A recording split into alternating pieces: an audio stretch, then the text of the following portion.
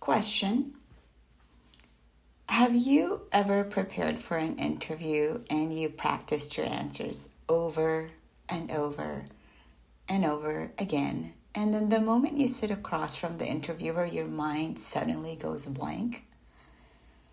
Or maybe you've memorized your answers so well that when you say them out loud, they don't even sound like you anymore. You sound like a robot. So today I want to talk about how to answer tough interview questions in a way that feels natural, confident, and authentic. Because here's the truth. Interviewers are not looking for someone who sounds perfect. They are looking for someone who can communicate clearly, share their experiences, and show them who they are. So the goal is not to memorize a script, but the goal is to know your story.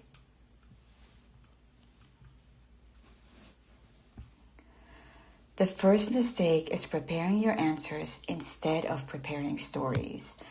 A lot of people prepare by searching online. What is the best way to answer to this interview question? And then they memorize the answer. The problem is your answer might sound exactly like everyone else's. So instead, prepare a collection of stories from your career. So think about a time you solved a difficult problem, a time you helped someone, or a time you improved a process.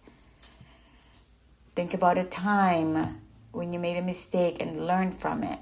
This is very important. A time you worked through a challenge. These stories can answer many different questions. So one good story can be used in several ways, just depending on what the interviewer is asking.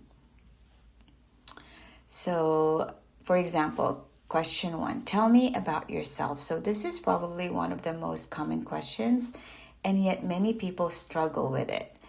The mistake is starting from the beginning of your entire life story. Listen, the interviewer does not need your whole resume read back to them. So instead, use this simple structure. Where are you now? What experiences brought you here in the interview?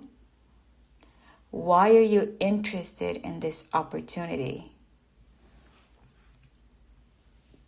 Okay, so follow those 3. Write them down. Where are you now?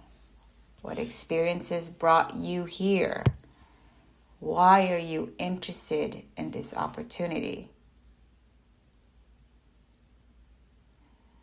So an example could sound like, I've spent the last several years working in administration where I've developed strong attention to detail and problem-solving skills.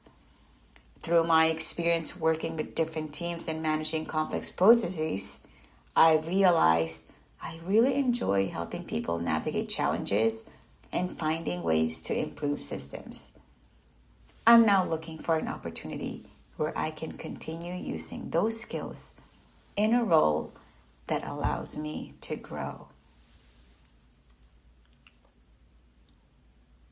Notice how it's not just about what you did, it's about the value you bring.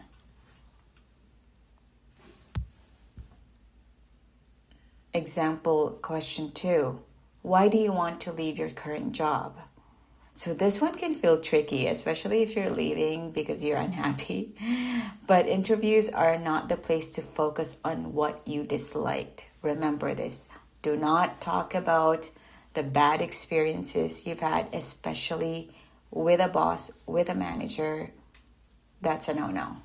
Instead, focus on what you're moving towards. So you can say something like, I'm grateful for the experience I've gained in my current role, but I'm looking for an opportunity where I can continue developing my skills and take on new challenges. So keep it positive. Your goal is to show direction, not frustration. Example question 3. What is your weakness? This question makes a lot of people uncomfortable, and the worst answer is pretending you don't have one. Please, people, do not do this, because it's just far from the truth, okay? We all make mistakes.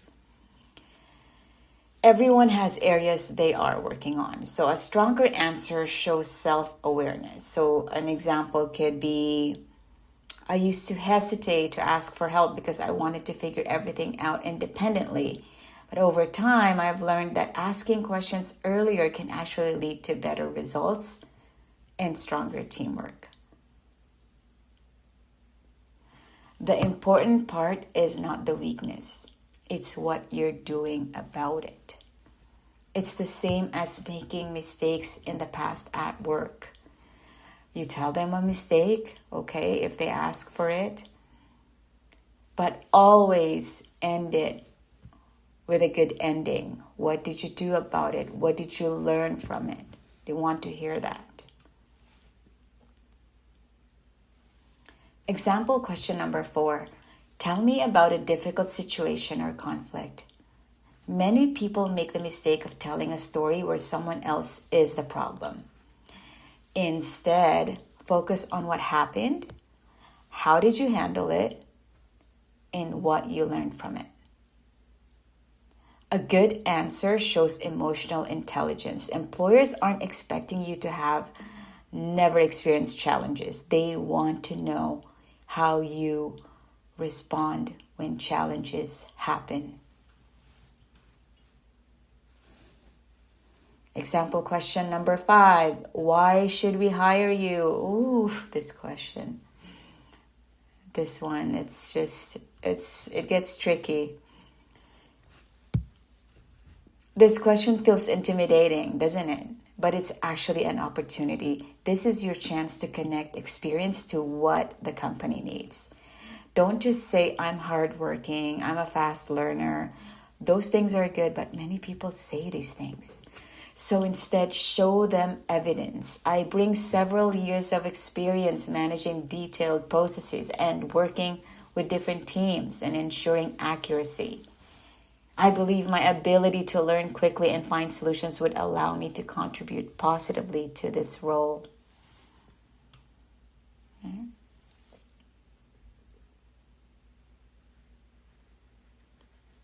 So one thing I want everyone listening to remember is this. An interview is not an exam where someone is trying to find out what you do not know. It's a conversation. Treat it as a conversation where both sides are figuring out if there is a good match, if this is the right fit. You are not just trying to convince them to choose you. You're also deciding if this is a place where you want to spend your time and energy. Especially if you're making a midlife career switch, remember this. Your years of experience are not something you need to apologize for. Your past experiences, even the ones that seemed unrelated, have given you skills, perspective, and maturity. So don't try to become someone else in an interview. Learn how to tell your own story clearly.